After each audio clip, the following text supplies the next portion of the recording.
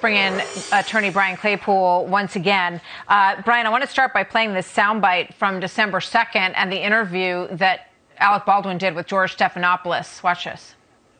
You're not worried about being charged? I've been told by people who are in the know in terms of even inside the state that it's highly unlikely I would be charged with anything criminally. Do you think that's the case, Brian?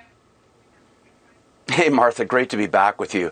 Alec Baldwin is a nightmare for any criminal defense attorney. I love the guy as an actor and a family man, but I got to tell you, when you go out and do a national TV interview and you start saying, well, I've talked to some insiders, I'm not likely to be charged, and oh, by the way, I just cocked it, I didn't really push the trigger or anything, it just went off after that. When you've already allegedly told the sheriff, remember the sheriff, Martha, when he did that press conference?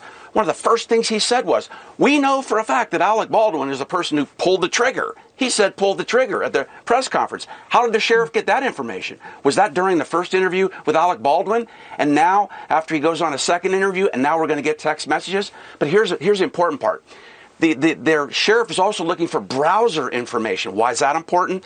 Because was Alec Baldwin potentially browsing to learn more, like Williams said, about a Colt 45? What are the mechanics? Maybe he can then go in and say, hey, I just cocked it back and tilted it down and it went off. So the browsing information is going to be important. What else is important? Well, now they're looking for possibly deleted messages, Martha, and also, this is important, any messages that Baldwin sent while others were being interviewed in the investigation.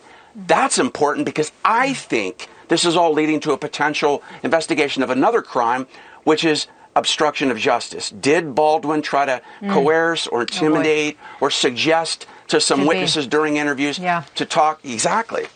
Yeah. Yeah, no, it's very, very interesting. And you wonder why they didn't ask for this phone sooner, why they didn't get a warrant for this phone sooner, and whether anything came up in the course of investigating that made them want to circle back and definitely get the phone now. Brian, thank you very much. Brian Claypool with us today. And that is the story for this Friday, December the 17th.